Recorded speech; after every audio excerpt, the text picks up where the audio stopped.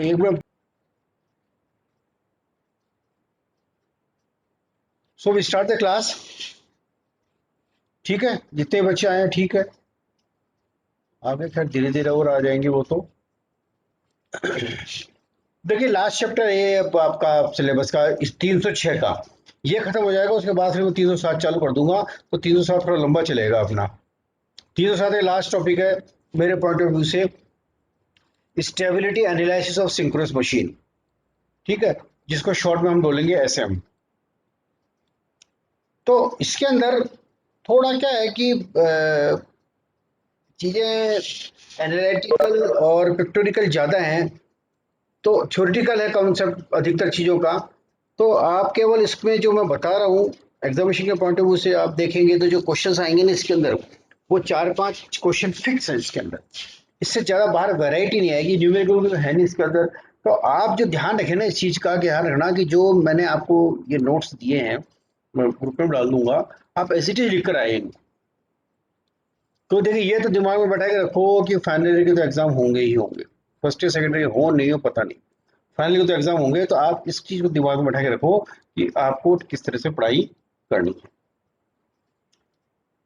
तो इसका थ्योरेटिकल जो चीजें हैं वो मैं आपको बता देता हूँ। तो ट्रांजिएंट बिहेवियर सिंक्रोनस मशीन का क्या मतलब है? तो सिंक्रोनस मशीन में शॉर्ट सर्किट ट्रांजिएंट्स उसके इलेक्ट्रोमैकेनिकल डायनेमिक्स की तुलना में अधिक फास्ट होते हैं।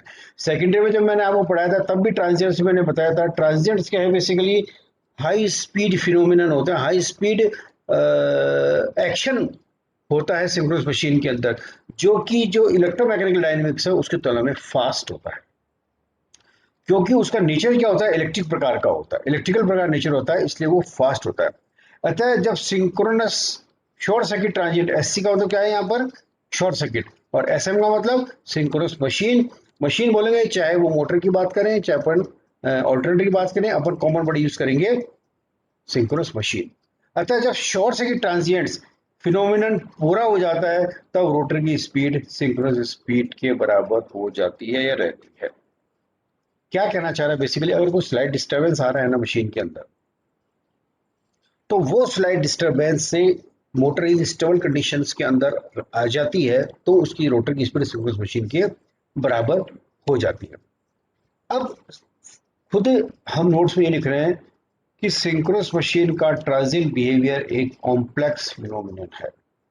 कॉम्प्लेक्स फिनोमिनन का मतलब ये एक जटिल प्रक्रिया है समझने के पॉइंट ऑफ व्यू से सिंक्रोनस मशीन का ट्रांजिएंट, क्योंकि इसमें कई कपल्ड सर्किट होते हैं तथा इनके सेल्फ व म्यूचुअल इंडक्टेंस एंगल व टाइम के फंक्शन होते हैं। क्यों कॉम्प्लेक्स है? क्योंकि सिंक्रोनस मशीन जो है ना, कई सारे के कपल्ड सर्किट, म्यूचुअल इंडक्टेंस बन जाती है आपस में, सेल्फ इंडक्टेंस होती है, और ये म्यूचुअल इंडक्टेंस और सेल्फ इंडक्टेंस टाइम के साथ साथ बदलती रहती है, पोजीशन बदलती है, इसलिए ये कॉम्प्लेक्स फिनोमिनन है। तो सिंक्रोनस मशीन के ट्रांजिएंट बिहेवियर को समझने के लिए सिंपल आरएल सर्किट कंसिडर करते हैं। आरएल सर्किट मैंने आपको सेकेंडरी में बताया था, ट्रांजिएंट जब मैंने आपको बताया था तब बिहेवियर ऑफ आरएल सर्किट मैंने आपको बताया था। सिमिलरली वो की वो चीज है, सिंक्रोनस मशीन के पॉइंट ऑफ व्यू से थोड़ा सा उसके अंदर हम मॉडिफिकेशन कर लेते हैं। तो ये आरएल सर्किट है जिस पर साइनसोइडल सोर्स लगा है, एसी सोर्स लगा रखा है। ये साइनसोइडल सोर्स मतलब क्या है, एसी सोर्स है, V equal to root two V sine omega t. वैसे इक्वेशन होती है इसकी Vm साइन ओमेगा टी, तो Vm को मैंने रूट टू वी लिख दिया। Vm तो मैक्सिमम वैल्यू होगी, ठीक है, और रूट टू वी लिख दिया, तो जहां पे कैपिटल भी क्या है आपकी आरएमएस वैल्यू। ओके, तो अपने को इस सोर्स से कोई मतलब नहीं है कि कितनी वैल्यू का है क्या नहीं है, कि एक्सप्लेनेशन के पॉइंट ऑफ व्यू से मैंने आपको इसके अंदर बताया। ये आरएल सर्किट आपको दिख ही रहा है ये, ठीक है, ये स्विच लगा रखा है, ये स्मॉल करंट आई फ्लो हो रहा है, और इसमें केवल मैंने आर लगा एल लगा रखा है, इंडक्टर लगा रखा है, और आर जो है वो क्या मान रखा है, नेग्लिजिबल मान रखा है। ठीक है,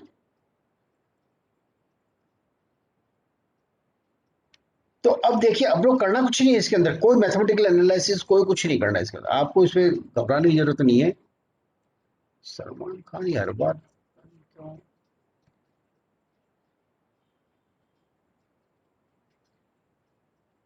इसमें आता नहीं है, एनीवे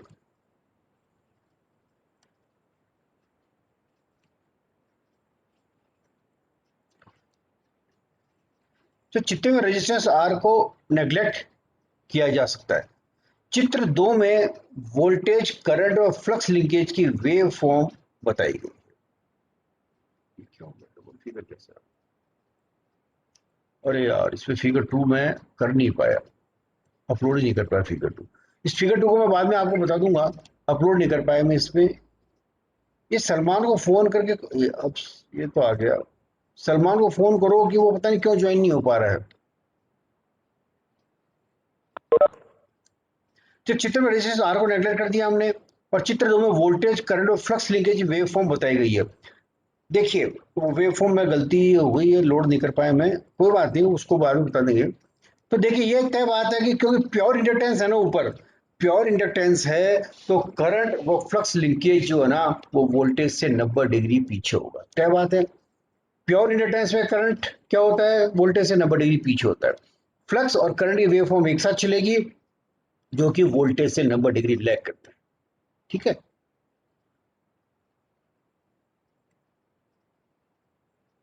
न तो सलमान ऐड होता है, न इसको बार बार अब आया है।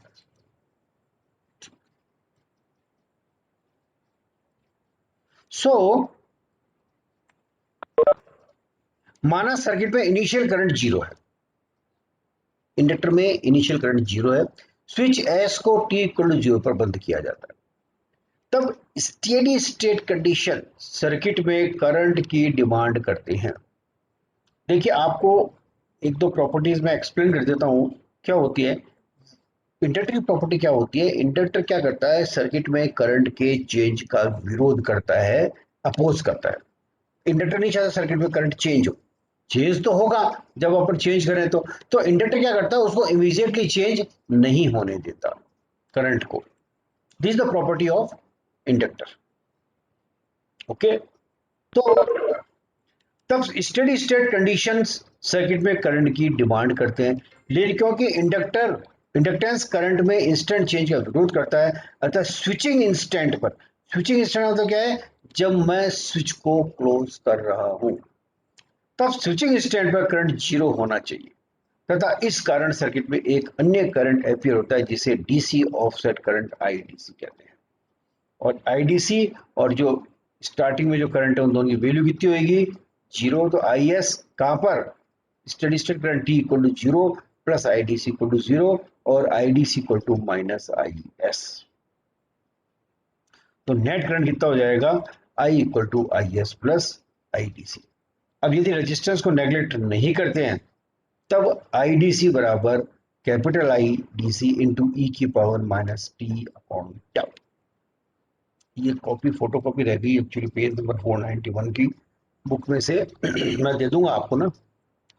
तो व्हाट इज दिस, देखिए, आपने अगर आरएल सर्किट को पढ़ा हो, उस समय ध्यान हो, तो मैंने बताया था कि जो करंट की जो इक्वेशन होती है ना, वो क्या होती है, I equal to I M E की power minus T upon tau. या टाउ क्या है, टाउ इज टाइम कांस्टेंट। वैसे तो क्या होता है, minus R by L t होता है।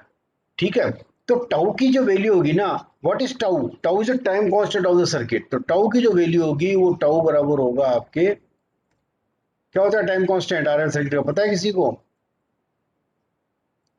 What is time constant of RL circuit, this is L upon R, this is the time constant of the RL circuit, L upon R. तो tau जो है वो टाइम कांस्टेंट। केवल आपको अभी current की इक्वेशन कैसी है ये याद रखनी पड़ेगी, सेकंड ईयर में मैंने आपको करवा दी थी। हम जो बताना चाह रहे हैं वो ये बताना चाह रहे हैं कि इसका जो ट्रांजिएंट बिहेवियर है वो कैसा होगा सिंक्रोनस मशीन का at the time of switching. Means जब स्विच को क्लोज कर रहे हैं उस समय ये करंट वरंट, तो इसमें दो करंट होंगे, एक तो डीसी ऑफसेट करंट होगा, एक स्टेडी स्टेट करंट होगा, ये दोनों मिलके और फिर आपका ट्रांजिएंट इक्वेशन होगा। जैसा मैंने आपको पहले ही बताया कि इस चैप्टर के अंदर क्वेश्चंस जो हैं वो सेट आएंगे, कहीं से कोई वेरिएशन की इसमें संभावना नहीं है। ठीक है, इसको भी एडमिट कर दो। ओके, अब देखिए, अब इसका सेकंड टॉपिक, आज दो टॉपिक करवाऊंगा,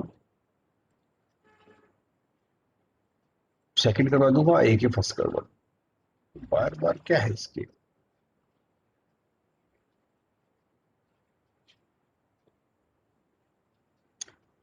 अब सेकंड एक्चुअली क्या है इसमें, इस ये जो चैप्टर है ना, इसके अंदर थ्योरी के क्वेश्चन जो भी आएगा तो उसमें या तो शॉर्ट नोट आ जाएगा, ठीक है, या एक आध क्वेश्चन आएगा हंटिंग का और हम आगे डिस्कस करेंगे, उसका जरूर क्वेश्चन आ सकता है। नेक्स्ट है symmetrical short circuit of alternator and various reactances. 5.2 5.3 दोनों यही है, symmetrical short circuit of alternator, और कई सारे डिफरेंट डिफरेंट रिएक्टेंस हैं, x dash x double dash, ठीक है, तो इसको अपन डिस्कस कर लेते हैं। सो एक थ्री फेज ऑल्टरनेटर को कंसिडर करते हैं जो सिंक्रोनस स्पीड पर चल रहा है तथा इसके फील्ड पर कांस्टेंट डीसी एक्साइटेशन सोर्स लगा हुआ है। जितना आपको पता है सिंक्रोनस मशीन में, ऑल्टरनेटर में या मोटर में दो सप्लाई होती है, इसके रोटर के ऊपर डी सप्लाई होती है और ऑल्टरनेटर के ऊपर, इसके स्टेटर के ऊपर एसी सप्लाई होती है, ठीक है। मोटर में क्या बार बार लड़के छोड़ के चले जाते हैं, फिर आ जाते हैं, फिर वो ज्वाइन करवाते रहो। यह ऑल्टरनेटर नो लोड पर चल रहा है, माना एक थ्री फेज शॉर्ट सर्किट इसके स्टेटर के टर्मिनल पर अचानक लगाया जाता है। ऑल्टरनेटर है, नो लोड के ऊपर चल रहा है, तो इसका एक शॉर्ट सर्किट इसके ऊपर सडनली इसके टर्मिनल्स के ऊपर हम लगाया जाता है। इस शॉर्ट सर्किट के कारण प्रत्येक फेज में एक शॉर्ट सर्किट करंट फ्लो होगा जिसमें एसी व डीसी दोनों कंपोनेंट होंगे। क्योंकि थ्री फेज का वोल्टेज आपस में 120 डिग्री पर डिस्प्लेस्ड है, अतः यह शॉर्ट सर्किट वोल्टेज वेव के डिफरेंट पॉइंट्स पर होगा। इसका लाइन का मतलब यह है कि क्योंकि ये शॉर्ट सर्किट जो हो रहा है ना, ये अचानक तीनों टर्मिनल के ऊपर हो रहा है, और क्योंकि ये तीनों आपस में 120 डिग्री ऊपर डिस्प्लेस्ड है, ठीक है ना, तो एक जगह जब शॉर्ट सर्किट होगा तो वोल्टेज के तीनों वेव जो आपकी चल रही है उनमें डिफरेंट डिफरेंट पॉइंट्स के ऊपर होगा, अतः प्रत्येक फेज में डीसी कंपोनेंट डिफरेंट प्लेसेस पर होगा। यदि डीसी कंपोनेंट को आर्मेचर करंट में से घटाएंगे तब परिणामी करंट नीचे दिए गए चित्र के अनुसार होगा। लास्ट में मैंने इसका डायग्राम बना रखा है। तो इस करंट वेव को मुख्यतः तीन भागों में बांटा जा सकता है। बेसिकली ये जो करंट वेव फॉर्म है तीन भाग में बांटे, मतलब ये है कि ये करंट तेजी से डाई आउट हो रहा है और फिर उसके बाद सेटल हो रहा है ऊपर तेजी से। जो शॉर्ट सर्किट जो हमने लगाया है तो तेजी से करंट ऊपर से चालू हो रहा है, जब भी वेव फॉर्म बताऊंगा, और फिर धीरे धीरे कम हो रहा है और फिर एक सर्टेन ड्यूरेशन के बाद वो सेटल हो जाता है। तो ये जो ड्यूरेशन है ना, टाइम अलग अलग टाइम के ऊपर इसके अलग अलग रिएक्टेंसेस बताई गई है। क्या रिएक्टेंसेस बताई गई है? पहला टाइम जो जोन है, तीन मुख्य बांटों में जो उसको हमने बांटा है, जो वेव फॉर्म आ रही है, जो तीन भागों में जो उसको बांटा है, तो तीन भागों में जो बांटा है वो तीन भाग कौन कौन से, ये अपन डिस्कस करेंगे। कौन कौन से तीन भाग है? पहला कहलाएगा सब ट्रांजिएंट पीरियड। यह पीरियड लगभग 2 साल तक रहता है तथा इस दौरान करंट तेजी से घटता है। दिस इज कॉल्ड सब ट्रांजिएंट पीरियड। 2 साइकिल किसकी? जो हमारी एसी वेव फॉर्म है उसकी 2 साइकिल। 2 साइकिल का टाइम कितना होगा? 50 हर्ट्ज है, ठीक है। तो हाफ साइकिल में टाइम कितना होगा? जैसा मैंने एक बार बताया था 1/100। तो 2 साइकिल है, हाफ साइकिल में 1/100, एक साइकिल में 1/50, 2 साइकिल में 2/50, तो 1/25 सेकेंड, 0.04 सेकेंड इसका ड्यूरेशन है, ठीक है। Second is transient period. यह पीरियड लगभग 30 साइकिल तक रहता है। और तीसरा है steady state period. It means अब ये जो करंट है वो आपका सेटल हो गया है। तो सब ट्रांजिएंट पीरियड में फ्लो होने वाला करंट सब transient current I double dash कहलाता है, जिसको डायग्राम में किसे प्रदर्शित कर रखा है? ओ ए से मैंने इसको रिप्रेजेंट कर रखा है। आर्मेचर वाइंडिंग की corresponding reactance direct access sub transient reactance कहलाती है। तो चित्र यदि हम देखेंगे तो ओ बी इंटू 1/√2, ये आरएमएस वैल्यू ले ली अपन ने। ओ बी तो मैक्सिमम वैल्यू है, RMS वैल्यू के लिए इसको 1/√2 कर दिया को ट्रांजिएंट रिएक्टेंस आई डैश कहते हैं। ये तो आई डबल डैश हो गया ओ ए, और चित्र में OB इंटू 1/√2 को transient react current I dash कहते हैं, तथा इसके कॉरस्पॉन्डिंग जो आर्मेचर रिएक्टेंस डायरेक्ट एक्सिस के ऊपर होगी उसको ट्रांजिएंट रिएक्टेंस कहते हैं। इसी प्रकार से चित्र में OC/√2 OC/√2 RMS वैल्यू लेंगे सब में अपन को steady state current, steady state short circuit current कहते हैं, तथा इसके कॉरस्पॉन्डिंग जो आर्मेचर रिएक्टेंस इस करंट के कॉरस्पॉन्डिंग होगी उसको डायरेक्ट एक्सिस सिंक्रोनस रिएक्टेंस कहते हैं। तो तीन अपने पास करंट हो गए, सब ट्रांजिएंट, ट्रांजिएंट और स्टेडी स्टेट, तीन टाइप की हमारी रिएक्टेंस हो गई। ये जो डायग्राम आगे जो बताऊंगा मैं आपको, इन विभिन्न करंट्स को निम्न प्रकार ज्ञात किया जा सकता है। याद है आई, ये मैग्नीट्यूड आई का, आई इक्वल टू OC/√2, ये क्या है, sub sorry steady state current, this is equal to EO/XD, EO open circuit voltage upon XD direct axis steady state reactance. I dash ऊपर बताया था OB/√2, ये √2 क्यों कर रहे हैं अपन, क्योंकि OB जो है वो मैक्सिमम वैल्यू है और हमको चाहिए RMS वैल्यू, इसको √2 से डिवाइड कर दिया अपन ने, ठीक है ना। This is EO/XD dash. तो सब ट्रांजिएंट रिएक्टेंस, ट्रांजिएंट रिएक्टेंस को किससे रिप्रेजेंट करेंगे, डैश से। स्टेडी स्टेट में कोई डैश वैश नहीं है, ट्रांजिएंट में डैश है और सब ट्रांजिएंट में डबल डैश है। और I double dash sub transient current OA/√2 EO/XD double dash, where what is E0? E0 is RMS value of open circuit phase voltage। देखिए ध्यान रखना, लाइन वोल्टेज नहीं है, ये phase voltage. I RMS value of steady state short circuit current, I double dash RMS value of transient current, I double dash RMS value of सब transient current। तो पूरा जो ड्यूरेशन है उसको तीन पार्ट में हमने डिवाइड किया हुआ है इसको, ठीक है। इस तीन पार्ट में जो इसको मैंने डिवाइड किया है, सब ट्रांजिएंट पीरियड, ट्रांजिएंट पीरियड और स्टेडी स्टेट पीरियड। तो सब ट्रांजिएंट पीरियड में जो करंट होगा उसको सब ट्रांजिएंट करंट कहेंगे, that value is equal to EO/XD dash. Transient period के अंदर E0/XD डबल डैश और करंट होगा I0 डबल डैश या I double dash. Transient period के अंदर करंट रिएक्टेंस होगी XD dash, direct axis transient reactance XD dash, current होगा I dash equal to E0/XD dash. और स्टेडी स्टेट करंट, जो जब करंट आपका सेटल हो जाएगा उस स्थिति में रिएक्टेंस कहलाएगी short circuit, steady state short circuit reactance represented by XD और करंट होगा I0 which is equal to E0/XD।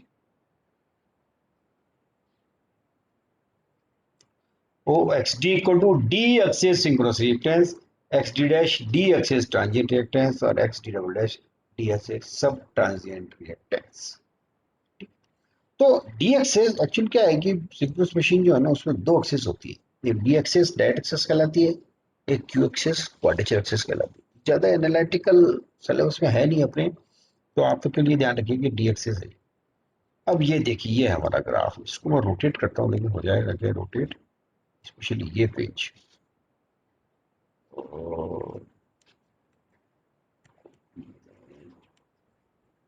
Rotate हो रहा है पेज, ये हो गया रोटेट, ठीक है। अब देखिए इसको मैं बड़ा कर देता हूं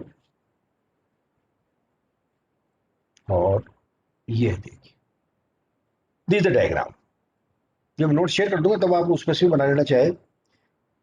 ये देखिए ओ से चालू हो रहा है, ये टाइम की एक्सिस है, एक्स एक्सिस टाइम की है, और ये क्या है अगला शॉर्ट सर्किट करंट, ये जो एक्सिस है शॉर्ट सर्किट करंट।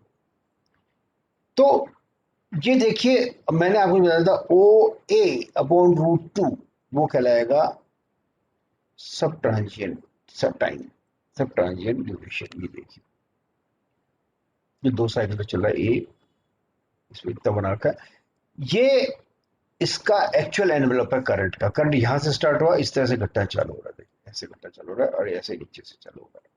तो ये जो लाइन है, ये अब क्यों आ रहा है,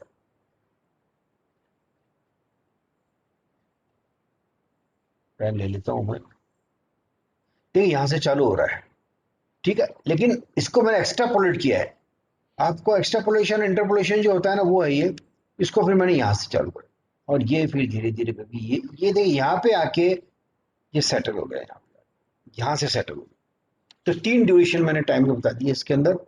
ये सब ट्रांजिएंट पीरियड जो 2 साइकिल तक चलता है, और उसकी वैल्यू होगी करंट की ओ ए, ये ओ। फिर यहां से लेके और यहां तक ये हो जाएगा आपके ट्रांजिएंट पीरियड, ठीक है। और उसके बाद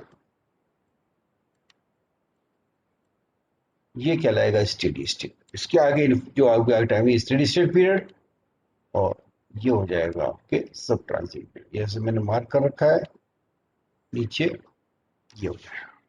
तो एक में करंट होगा ओ ए अपॉन रूट टू, क्यों? क्योंकि मैक्सिमम वैल्यू करंट, ये देखिए मैक्सिमम नहीं है, ये मैक्सिमम वैल्यू करंट की है, तो मैंने रूट टू से उसको डिवाइड किया था। एक करंट हो जाएगा ओ बी आई डैश, जिसको मैंने रिप्रेजेंट किया था, और एक करंट हो जाएगा ओ सी, जिसको आई मैंने रिप्रेजेंट किया है, ठीक है। तो this is the diagram of the short circuit. तो दिस सब ट्रांजिएंट, ट्रांजिएंट और स्टेडी स्टेट। ये नीचे यहां से,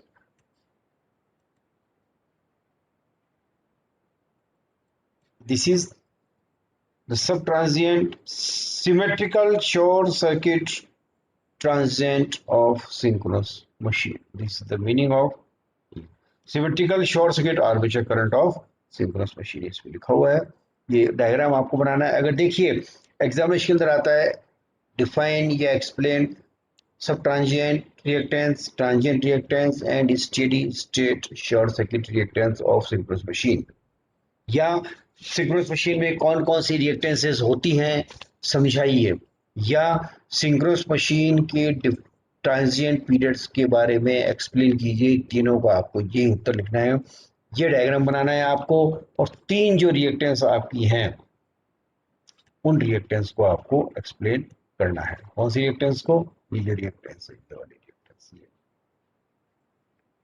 ये इसको मैं रोटेट कर देता हूँ वापिस, तो आपके वापस समझ में आ जाएगा।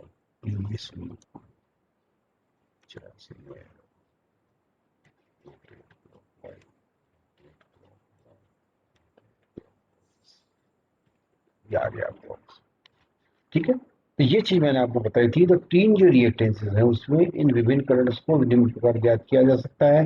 ये विभिन्न प्रकार से ज्ञात कर लिया। ये स्टेडी स्टेट करंट है आईसी, ओसी जो रहेगा सबसे कम वैल्यू का रहेगा, उससे ज्यादा वैल्यू का ओबी रहेगा, सबसे ज्यादा वैल्यू का ओए रहेगा, क्योंकि सब ट्रांजिएंट पीरियड है, ये ट्रांजिएंट पीरियड है, ये स्टेडी स्टेट पीरियड है। इस प्रकार से ये आई डबल डैश जो होगा ना, ये कहलाएगा आपके सब ट्रांजिएंट करंट, और उसकी रिएक्टेंस होगी X D double dash sub transient reactance. ये मैंने वैल्यूज आपके यहाँ पर लिख दी। D axis sub transient reactance, D axis transient reactance, D axis synchronous reactance. तो मैंने जैसे पहले ही बताया, ये थ्योरेटिकल चैप्टर है कंपैरेटिवली, इसमें इतना ज़्यादा आप एनालिटिकल है नहीं वो, जितना अपना बाकी मशीन जो एनालिटिकल था, ठीक है। अब वही कुछ पूछ रहा हो इसमें, हालांकि एक बार इसको पढ़ लीजिए ना आप, तो आपकी क्या थोड़ा कंफर्ट बेटर अंडरस्टैंडिंग इसकी हो जाएगी, ठीक है ना। तो आप मैं इसको अभी अपलोड कर दूंगा व्हाट्सएप पे, तो डाल ही दूंगा इसे नोट्स तो, और यूट्यूब का इसका लिंक भी मैं अभी इसके अंदर शेयर कर दूंगा आपको। भाई मैं ये चाह रहा हूँ, क्योंकि अब देखिए कब 3 मई से तो अभी खुलने का है, लेकिन मैं 307 ज्यादा कराऊंगा उसके बाद। अभी ये 3 दिन में या 3 लेक्चर के अंदर खत्म हो जाएगा, उसके बाद फिर अपन इसको 306 को वाइंड अप करके 307 में मैं चालू कर दूंगा। ट्यूटोरियल इसके मैं 306 के इस वाले चैप्टर के मैं व्हाट्सएप ग्रुप पर डाल दूंगा। तो आप ट्यूटोरियल तो एज इट इज जो थ्योरी मैं आपको लिखवा रहा हूँ वो आप लिख लीजिए, ठीक है। तो डाउट हो तो मुझे पूछ लीजिए, क्योंकि अब देखिए टाइम कम मिलेगा, उसके बाद जब अपन वापस क्लास कॉलेज अपनी रिज्यूम होगी, तो मैं आप सब से रिक्वेस्ट करूंगा कि आप है ना सब इसको पढ़ लीजिए, बाकी बच्चों को कीजिए ज्वाइन करें, ठीक है, और कोई डाउट है? बंद करो क्लास। Any doubt? ओके।